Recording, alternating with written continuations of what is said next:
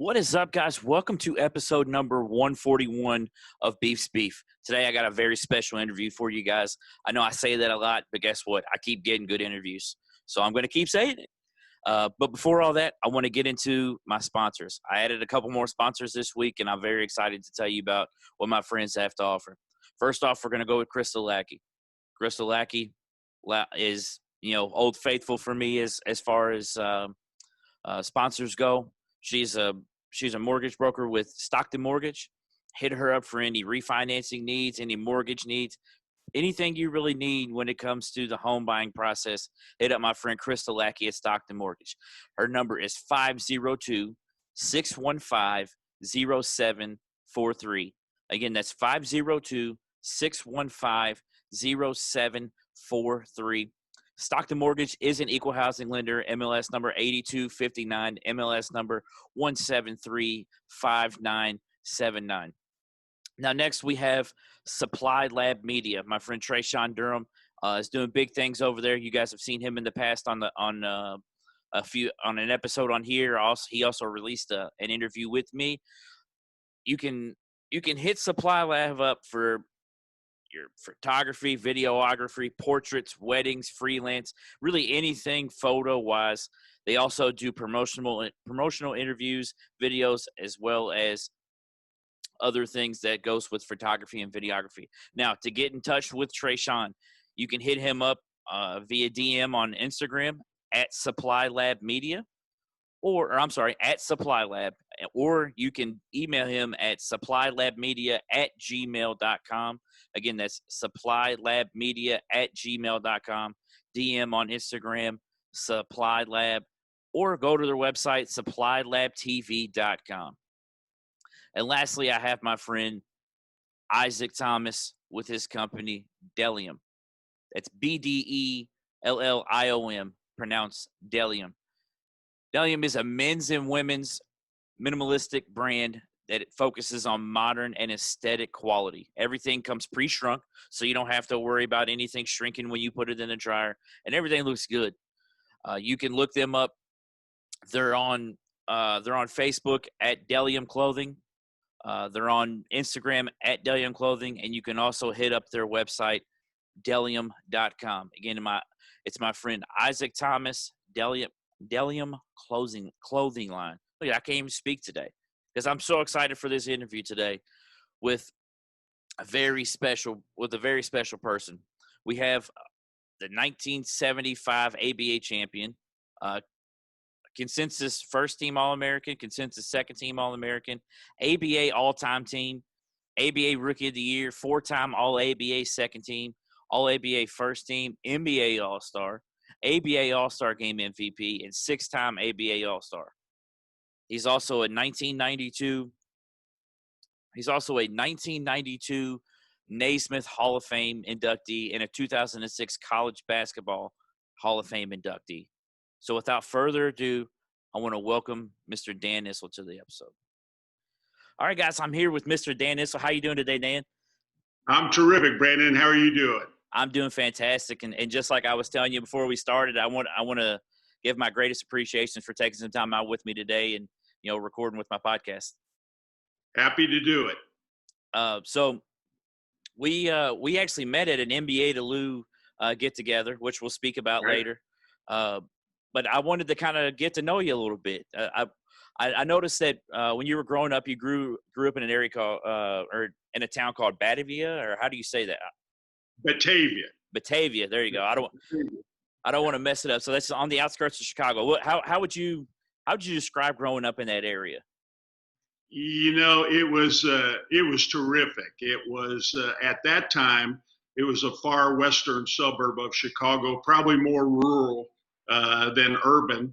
And the town was about 7,500 people, 400 people in the high school. And, the social calendar of the town was basically built around the sporting events. So it was a great environment to grow up in. It's a lot bigger than that today. It's almost solid it's about 45 miles west of Chicago, and it's almost solid residential now from Batavia all the way to downtown Chicago. But it was a quiet little community back then.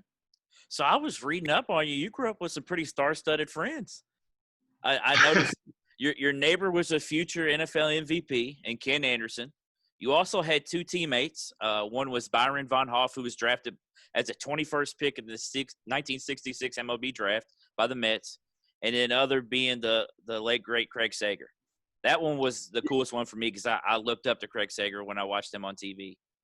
And really, there were more people because Byron had an older brother, Bruce Von Hoff, who got to the majors for a cup of coffee. And we also had a gal by the name of Sharon Moran, who was on the LPGA tour. So at one time, a town of 7,500 had 5 professional athletes. And then, of course, you talk about Craig. Craig and my brother were dear friends growing up. He was about 3 years younger than me, and we lost him way too soon. Absolutely. So would you say growing up around a group of friends like this that you guys kind of helped push each other to help get to where you were in your respective careers? Yeah, I think so. Like I said, it was high school athletics was a very important part of the culture of Batavia, and we had a very competitive conference. And although it was a very small school, about 100 people in each class, it was pretty competitive to get those spots on those teams. So and it was a blue collar town, Brandon. I mean, work ethic was very important. And if the coach told you run through a brick wall would make you a better player, you lined up and tried to run through it. So it was just that kind of atmosphere. I actually read a quote where you said that you liked your coach so much that if he told you to climb up a water tower and dive off of it, that you guys would be lined up behind it. We were very fortunate, or I was very fortunate. Before my junior year, we hired a new basketball coach by the name of Vanderschnick.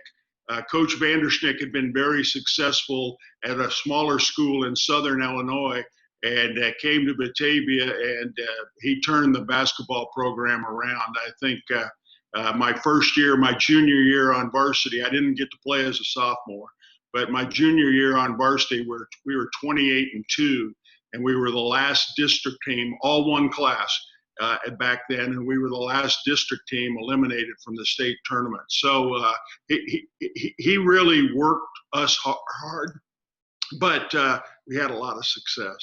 So I read also that you led your senior year, you led your team to the first ever sectional title. Explain what that was like, leading your team to win that sectional title your senior year. Well, like I said, there was just one class, and they would make all the smaller schools start in a district tournament and eliminate most of the district teams, and then you joined in with the bigger schools. So, to beat schools out of Chicago that had 2,500, 3,000 kids in their school was really a big deal. And like I said, both my junior year and senior year, we were the last district team eliminated in the state. So you were recruited by some local schools, Northwestern, Illinois, and I guess somewhat local Wisconsin. But what made you ultimately choose the University of Kentucky? Well, it's a funny story. I came to Kentucky on my recruiting trip. First time I'd ever been on an airplane. I was 17 years old, and Joe Hall, Coach Hall, met me at the Louisville airport and drove me to Lexington. And while I was in Lexington, I picked up a copy of the school newspaper. There was an article about recruiting, and they mentioned about 12, 15 guys that they were interested in signing.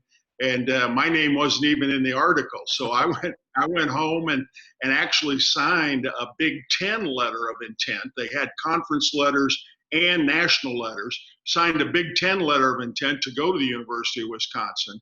But a couple of guys that Kentucky wanted ahead of me signed elsewhere. And then Coach Hall really upped the recruiting effort. And I can remember my dad coming into my bedroom and saying, if you're serious about this basketball stuff, Kentucky's had more All-Americans and more professional players than any school in the country. And so I changed my mind and wound up going to Kentucky. I actually got the pleasure of sitting down and doing an interview with Coach Hall. one of the nicest people I've ever met. And you see the Louisville flag behind me. I'm a Louisville fan, and I have no problem admitting that at all. That he is one of the nicest and most pleasurable people to be around I've ever been around. He's just a down home country man.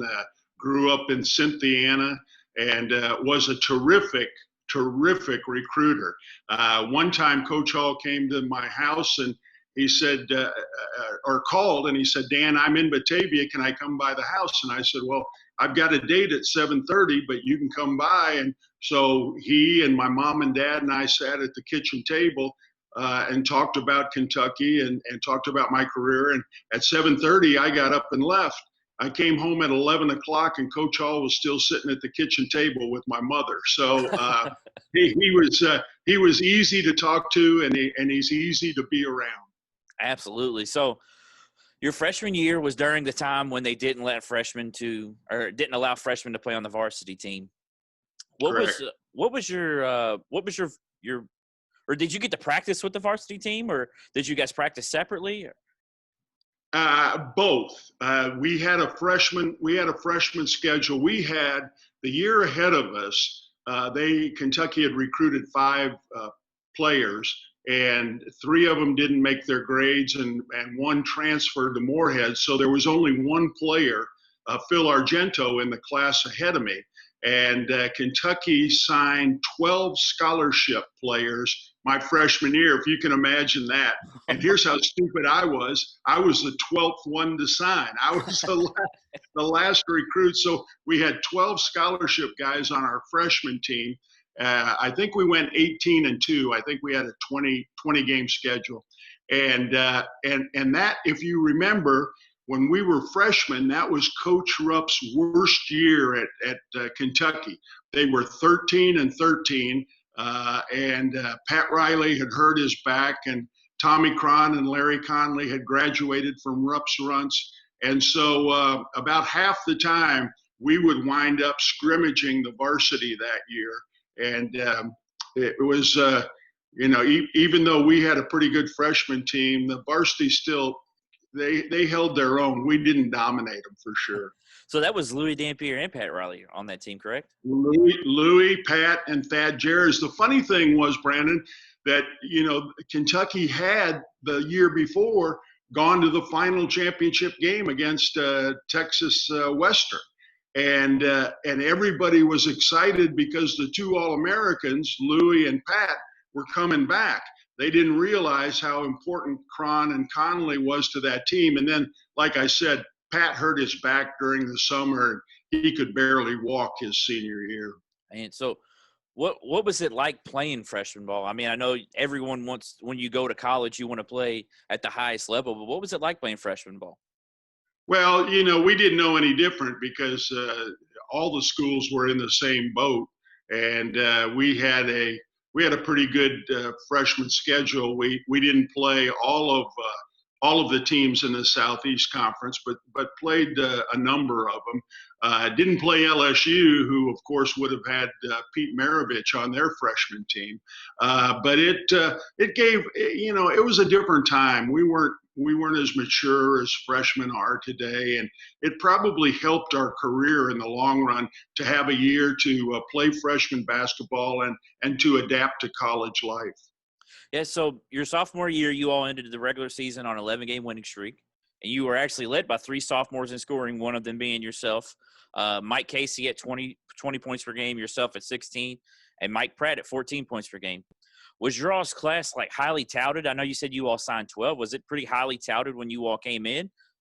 Yeah, very. We had almost the entire state of Kentucky's high school all-star team. We had Case and Bill Busey from Shelby County, Jimmy Dinwiddie from Litchfield. I'm going to forget some. We had a couple of guys from Ashland, Clint Wheeler and Benny Spears. And then we had Mr. Basketball in Ohio, Mike Pratt. We had Mr. Basketball from Tennessee, Randy Poole. So it was a very, very highly touted freshman class. And the fact that, the 3 of us were the 3 leading scorers that year, Coach Rupp coming off that 13-13 year he wanted to make sure he built for the future. So he gave Case and Mike and I a lot of playing time during that sophomore year. So you all ended the season on an 11-game winning streak, the regular season, and ended up with only 5 losses on the season. But you all lost in the second round to Ohio State by 1 point. What do you remember about that game? Like, is there anything that kind of sticks out about that game? Yeah, a lot, because we were one shot away from going to the Final Four. Of course, there was a guy at UCLA by the name of Lou Alcindor who was pretty dominant at that time. But getting to the Final Four would have been great. A lot of people thought the 2 best teams in that regional, Brandon, were us and Marquette, and we matched up in the first game.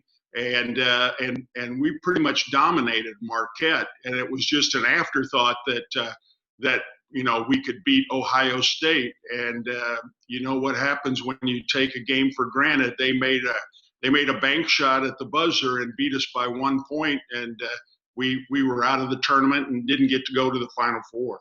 So I have to ask a question. I read a story, and I want to make sure that is true.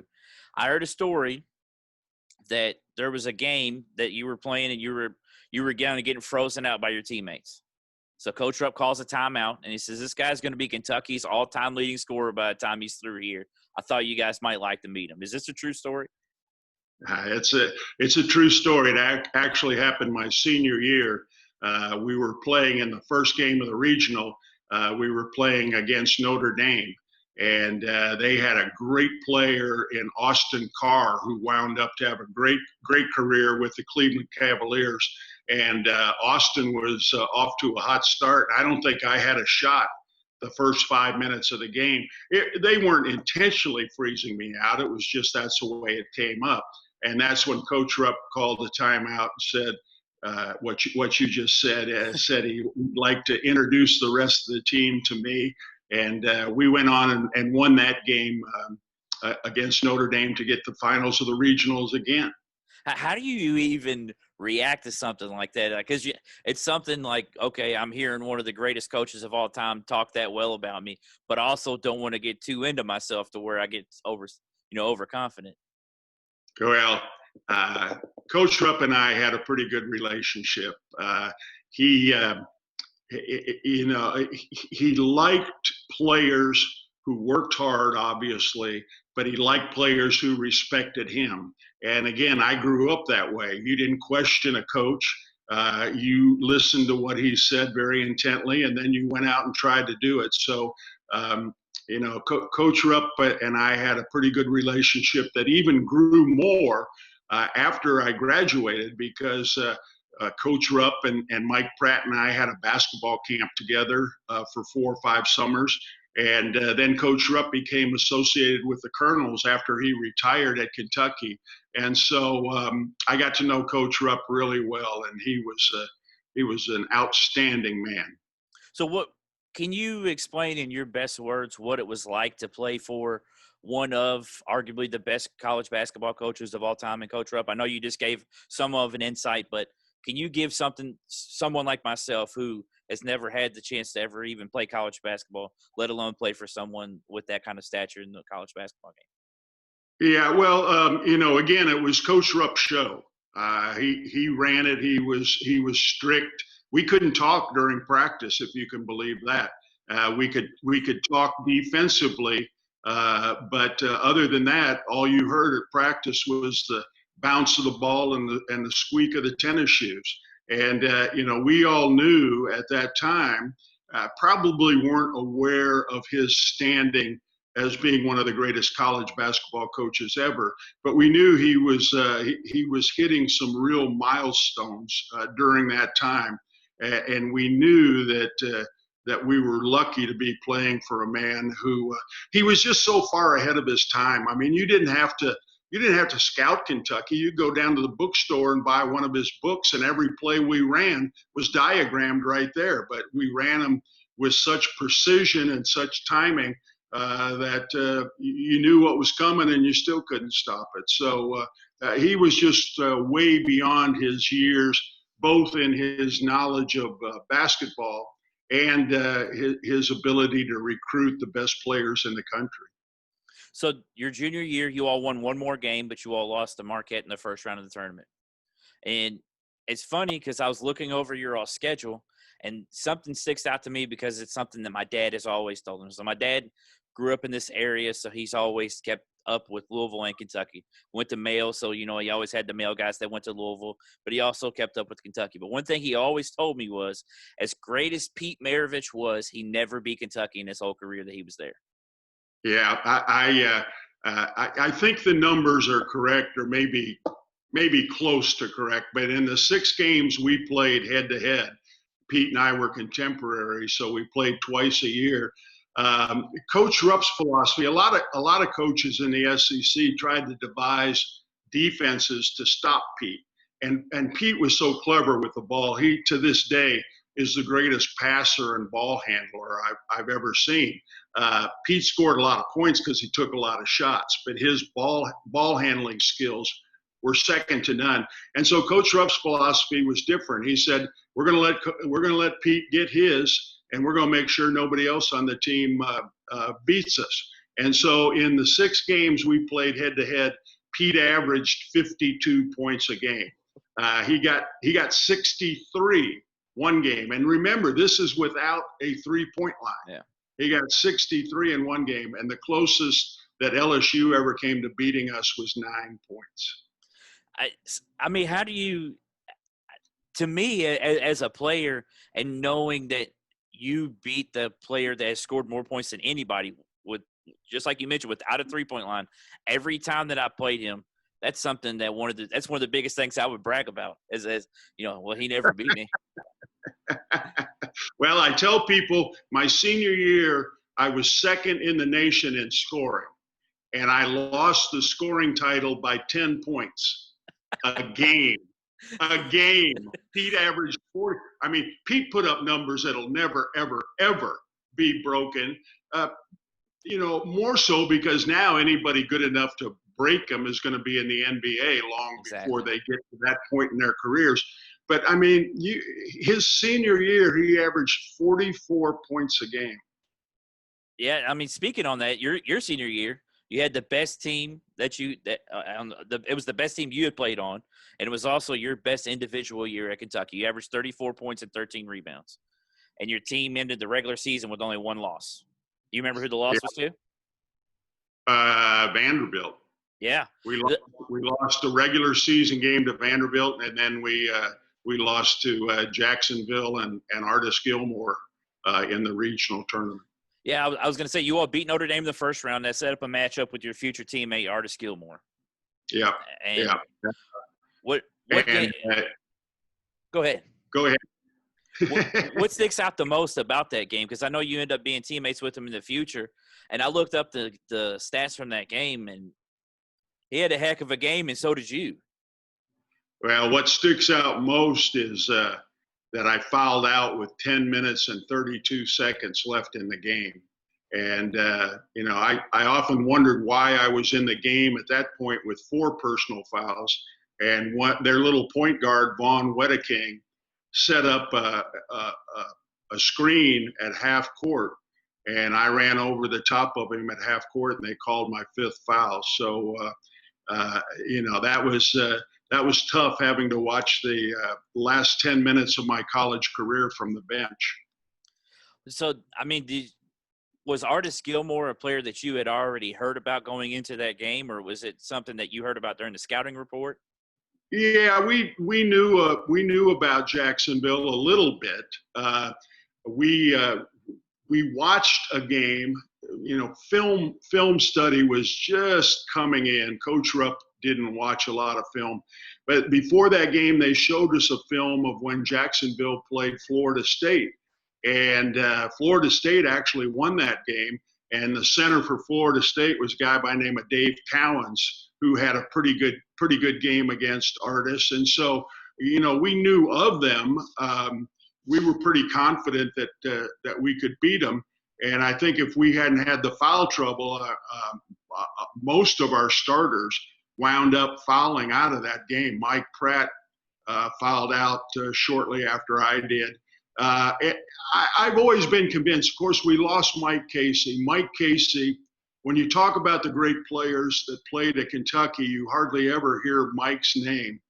But Mike Casey was an unbelievable basketball player, and I've always thought that had we had a healthy Mike Casey, he had an automobile accident the summer before and missed the entire season. I always felt we would have had a really good chance to win an NCAA championship. So this is something that I didn't know. I read after you left Kentucky, you were drafted by both the Pistons and the Colonels. I know you were drafted by the Colonels. But I did not know you were drafted by the Pistons. Yeah, well, what happened was I got a call. Cliff Hagan was the coach of the Dallas Chaparrals of the ABA, and Cliff, of course, was a Kentucky guy. And the Chaparrals, a couple of years later, would move to San Antonio and become the Spurs. But Cliff called and said that Dallas had my draft rights.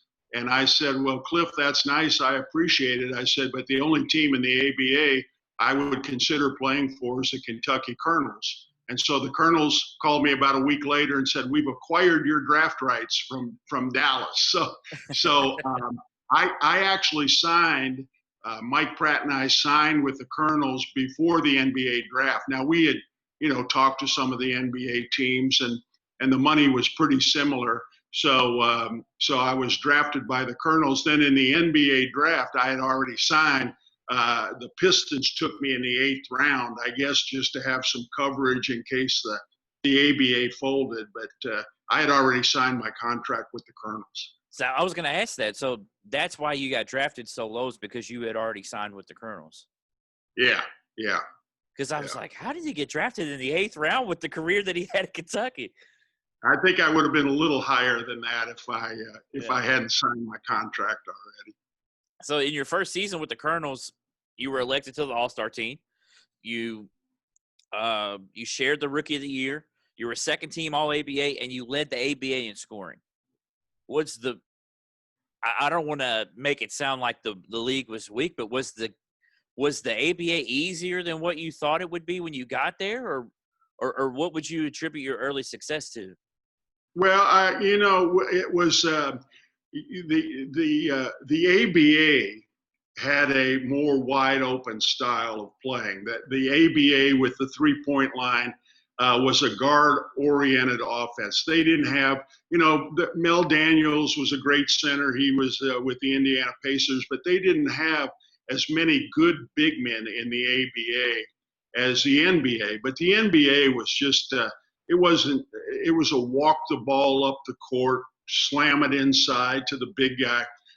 People don't believe this, Brandon, but as late as 1977, the NBA Finals were shown in a lot of markets on tape delay after the 11 o'clock news. I mean, it wasn't a very popular sport.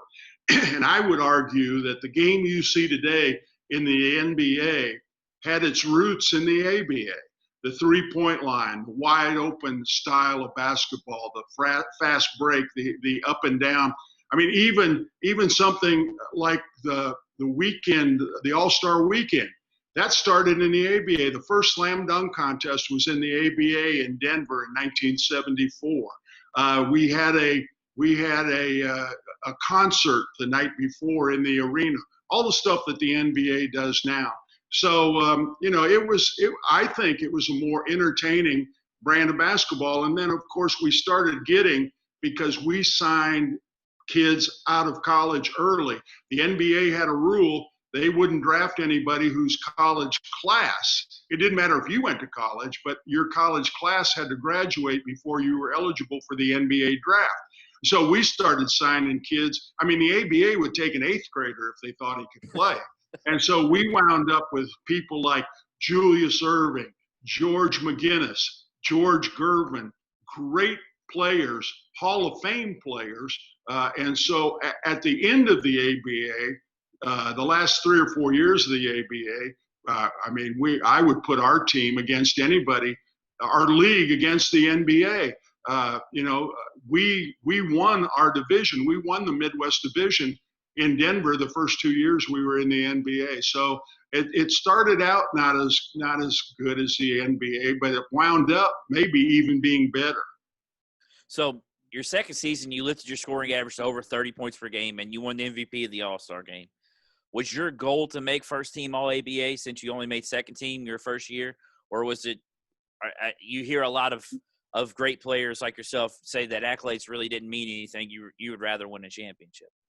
Yeah, it was always about winning a championship, and that's why even though I had a pretty good career at the University of Kentucky, the big hole in my resume is that I never got to a Final Four, and of course never won a championship. And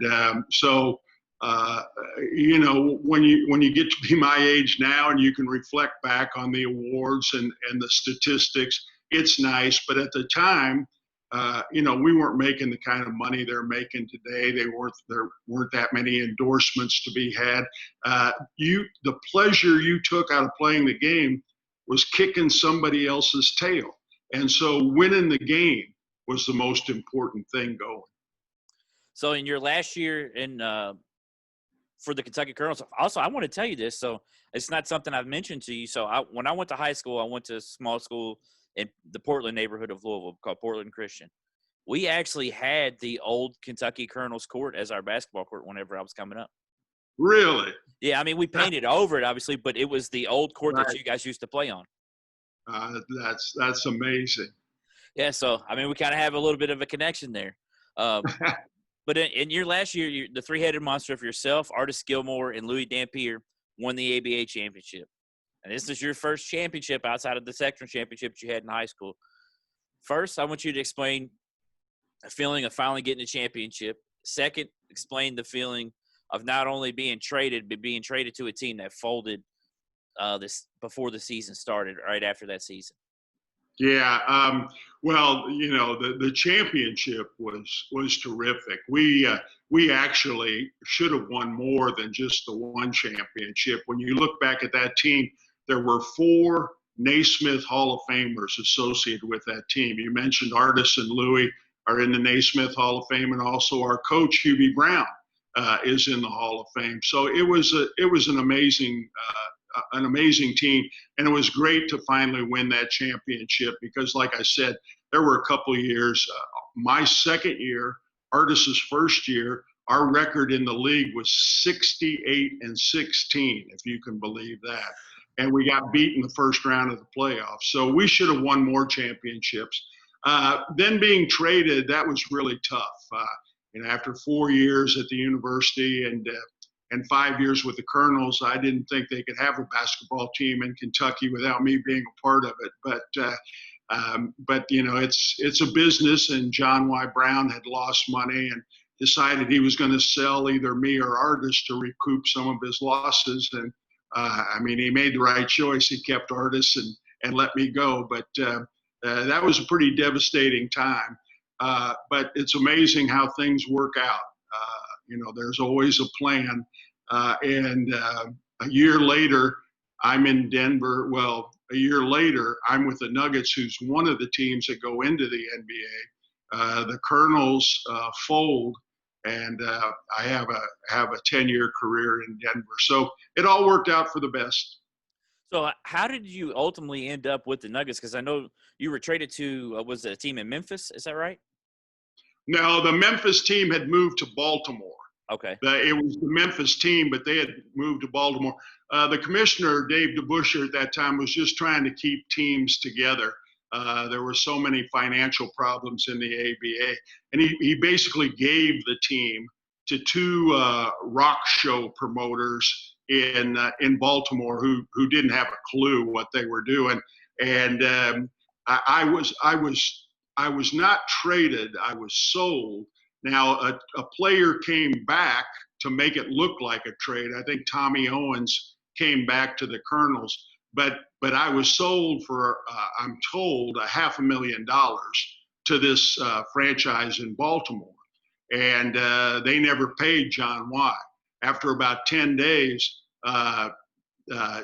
Denver Nuggets called John Y. and said, we'll pay the $500,000 if you will get Dan to Denver. And so that's how I wound up in Denver. The Nuggets paid John the money when the Baltimore clause never did. So you spoke a little bit on the NBA and the ABA and the differences and the stuff that you feel like the NBA now is kind of taken from it. Well, how would you explain the time during the NBA ABA merger? Like, what was it like? Well, the NBA, led by Red Auerbach in Boston, the NBA kind of they looked down at the ABA. They didn't think it was as good a league and didn't have as good of players. And we came in with a real chip on our shoulder. We wanted to make sure that everybody knew how good the players were in the ABA, how good the teams were. And I think we showed that right off the bat. As I mentioned earlier, the Nuggets won their division the first 2 years they were in the league. The All-Star game that year was made up of I believe, half of former ABA players. So, it didn't take us long to show the NBA that we were as good as they were. Yeah, so you finished your career with Denver. Then you retired after the 84-85 season. You took a year to commentate on UK basketball, and then you moved to Denver to broadcast for them for 4 years. And you were then hired with no coaching experience. What went into that hiring process? Like, how did that come about? It was I was doing the color on the Nuggets had the worst record in the NBA 2 years prior to me taking the coaching job, but I did the color on the television games, and our general manager was Bernie Bickerstaff from Benton, Kentucky, who just went into the Kentucky Hall of Fame a couple years ago. And I guess Bernie liked what I was saying on the TV. And actually, nobody knows this, but Wes Unseld had a hand in me being picked as a coach, because Wes was coaching at that time the Washington franchise. And Bernie had some friends there, and he called and he said, how's it working out with Wes not having any coaching experience and coaching the Wizards? And he got a pretty good report. And so he helped me put together a staff. One of my assistants was Gene Littles, who was actually a teammate of mine with the Colonels. And so he hired me, and he really stepped out on a limb, but I guess he wasn't taking too big a chance, because we were the worst team in the NBA. We could only go one way but up, and that wound up being a great experience, because we had a young team that worked really hard and turned that situation around. So you brought up Wes Unseld, and I have to ask this. Is that one thing that you wish would have been different when you were in college, that you guys would have played Louisville? Well, I don't know if it really what I wish is that Wes would have gone to Kentucky. He was recruited. He was recruited by Coach Rupp and by Kentucky. But you have to remember, at that time, there were no African American players on the SEC basketball teams, and so I don't think Wes wanted to have to put up with all of the garbage that would come with being the first black player in the SEC, and so he chose to go to Louisville. There really wasn't the sensible rivalry that there is now. Coach Rupp would never play U of L. He thought it was a no-win situation, that if Louisville won, it would be the greatest upset in the world, and if Kentucky won, that was what was expected. So there certainly wasn't the rivalry then that there is today. Yeah, I can honestly say I'm selfishly glad that Wes Unseld came here, because he's one of the greatest players ever. He's one of the greatest players that ever wore the red and black. Oh, absolutely. So I have to ask you, after being a professional coach and a professional player, what felt better, when you won as a coach or when you won as a player? It felt better when you won as a coach, because you were responsible for the outcome of the game. When you're a player, you want to do well. You want to do everything you can do to help the team win. But if you do well and the team doesn't win, you feel at least you did your part. When you're a coach, if you don't win, there's no second place. They don't give silver awards, and so if you win as a coach, then you feel like you really accomplished something. So that was better, because you felt like you really made a contribution. And it's I coached some in the past, not nearly as high a level as you have, but it's also fantastic to see players believe in you and then believe in what you're saying and then go and act on that and it work. Yeah, and that was what made that such a great experience, because we had a young team. Dikembe Mutombo was our anchor in the middle, and we had Mahmoud Abdul-Rauf, who was Chris Jackson at LSU, LaFonso Ellis from Notre Dame, Reggie Williams from Georgetown. Had a lot of really good young players who wanted to work hard. They were tired of losing. And the first year we improved by 12 games. And then the second year we made the playoffs. And we became the first number 8 seed ever to beat a number 1 seed. We beat the Seattle Supersonics, who had the best record in the NBA. And then went on and played Utah in the second round with Stockton and Malone and Hornacek, and we were down 0-3 in that series and won 3 straight games and then lost in Utah in the 7th game. So turning the franchise around and having those young men play as hard as they did to turn it around was very rewarding. So we spoke about NBA to Lou a little bit, or I said we met at a meeting. So what are you into now? What's the biggest thing on Dan Issel's plate? Yeah, well, things have pretty much slowed down, come to a halt because of the coronavirus and the NBA just trying to get through a season now. The silver lining, Brandon, is that the quickest way for these owners to make up the revenue they lost this year is through expansion fees, because expansion fees, they do not have to split with the players. Everything else, basketball-related income, is split 50-50 with the players. That's how they come up with the salary cap. Expansion fees are not. So maybe expansion is closer than we thought. What we are doing is we're continuing to grow the grassroots support. We have several programs. We have an ambassador program with different levels that you can go and join. And if you go to the website, NBA to Lou, it's a very professionally done website, and you can see the ways to get involved. There's even a free way called the supporter group, where you just give us your email and we send you our quarterly newsletter, and you let us know that you would support an NBA team. So that's what we're doing. We've got a lot of great volunteers that are working to make this happen, and hopefully one day we'll have a professional basketball team in Kentucky. And again, that's NBA the number 2, right? Exactly. Thank you. NBA the number 2 Lou.com. And so my biggest question is, or I guess the biggest concern that I hear from a lot of people is, what would you say, or what would you tell to someone who doubts that the NBA could work in this city or this state because of, the 2 colleges we just spoke about, and even with the kind of the resurgence of teams like Western Kentucky, where most people consider this state, a college basketball state? Yeah, I know there will always be naysayers, but what I would say is it's time to say we can instead of always saying we can't. When you look at towns around us, I spent last weekend in Cincinnati. 2 weeks before that, I was in Atlanta and drove through Nashville.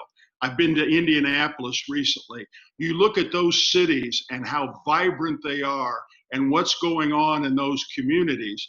And, not all of it, but the one thing that those 3 cities have that we don't is professional sports franchises. And we're losing some of our best and brightest young people who have to go to those places to find jobs. It's time for Louisville to join that movement and to be more positive and say we can do this instead of always saying there's no way that'll happen.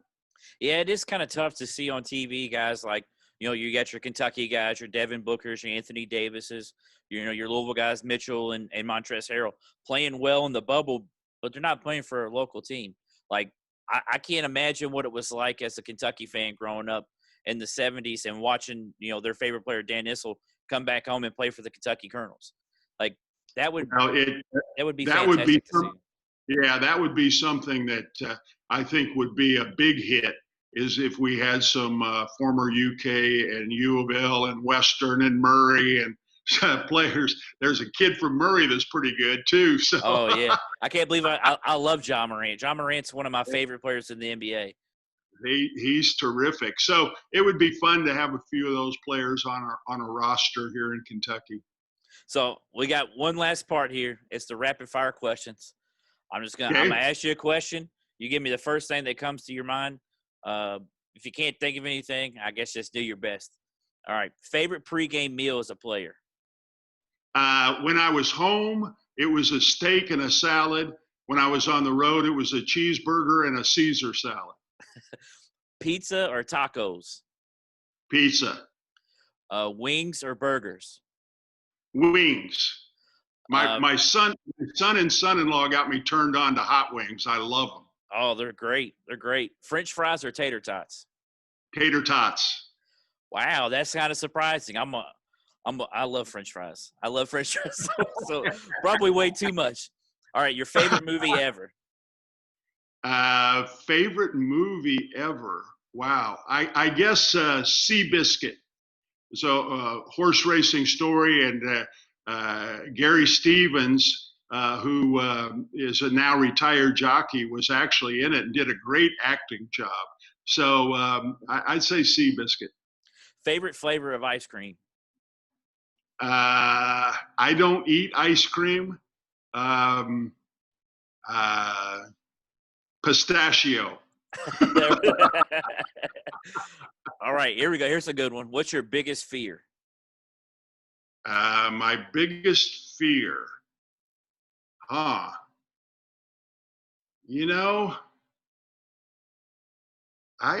don't have a fear. I know where I'm going when this life is over, and I know who my Savior is, and I don't have any fears. That's a great answer. You're the first person to ever give that answer. That's a great answer. All right, so this is a three-headed monster here. The best player you ever faced in college, the best player you ever faced in the ABA, and the best player you ever faced in the NBA. Oh, in college, I didn't have to guard him, but Pete was the best player I ever played against in college. The best big man I ever had to play against was Artis at Jacksonville. He was a monster. In the ABA, best player I played against was Julius Erving, although I didn't have to guard him. The best player that I had to guard was Moses Malone. And in my pro career, the best player I ever played against was Michael Jordan. And the best player I ever had to guard was Kareem Abdul-Jabbar. That's just hearing all those names. That's insane to think about. It's a laundry list of names. All right. Your favorite restaurant in the city of Louisville? I have several. For a steak place, I like Lamou's, which is a steak place down on Lexington Avenue. I also like Italian, and the best Italian is a place called Grassa Gramma's that's on Brownsboro Road. I got you. All right. When you were coming up, who's your favorite basketball player ever? I didn't follow basketball very much. I really didn't have a favorite basketball player. My favorite athlete was Ernie Banks. I grew up a huge Cub fan. Ernie was my man. When I was a youngster, I never thought I'd play basketball. I thought I'd be the shortstop for the Chicago Cubs. So Ernie Banks, I had a chance to meet Ernie in the later years. And you were talking earlier about Joe Hall and what a kind man. And when you meet your hero and he's as nice as you would think he would be, that kind of wraps it up. And that's what Ernie Banks was for me. I don't think there's anything better than when you do meet someone of that stature, like you were just saying, like that. You said it the best way you could say it. It just wraps it up there. It's because I have become somewhat close to Coach Crum from doing this podcast as Right. well, and that's how I got the interview with Coach Hall. Those two gentlemen are two of the greatest human beings that I've ever come in contact with. Yeah, no question about it. You're absolutely right. And just meeting Coach Crum, and I mean, if this tells you anything, I did my first interview with him at his dinner table. Just invited me over, and I did it at his dinner table, and I was blown away. I was so nervous, and I still get nervous doing some of these. Like I got nervous before today, but once you start talking, it's like, I'm sure you can kind of understand this from playing basketball. Once the ball goes up and you go up and down the court a couple times, the nerves are gone. You're just talking. Yeah, absolutely. And that's what's made it so much easier is guys like you that, give me their time to speak with me, and Coach Crum and Coach Hall and, all the others that have done it. I thank all of you guys so much because you are helping me more than you all will ever know. Thank you. Thank you. One more time, I want you to plug the website, and if there's anything else you want to plug, please feel free to do so. Thank you. It's NBA the number 2 Lou, NBA 2 Lou, and it's a great website. Lisa Siebert's one of our board members. She owns a company by the name of Mightily, and they did it pro bono. They put that website together for free, and it is a first-class website. So go check it out. Absolutely. Well, Mr. Issel, I thank you so much again for taking time out with me today, and hopefully you had some fun, talking about what your favorite foods are, and getting to reminisce on your time in Kentucky and with the Colonels. It was great, and Brandon, I'll do it anytime as long as you call me Dan and not Mr. Issel. I'm sorry, I didn't mean to make you feel old. Oh, I got to show you something here. I actually have a Colonels bottle that I would like to show you. I have an old championship Colonels bottle that was given to me. I think it's right here. It is. I have an old RC bottle. Oh yeah. There you go. Yeah, absolutely. Got the old autographs on there. I thought that was pretty cool, and I was like, I got to show them that whenever we do the interview. Terrific. Yeah, maybe we'll have to meet up and get you to actually sign it because it has your autograph here, but it's just printed on the bottle. Yep. So that's it. So Dan, again, I thank you for taking time out, and I'll make sure and call you Dan every time I see you and talk to you. How about that? Great job. Thanks, Brandon. All right. Thanks again. Bye-bye. Bye.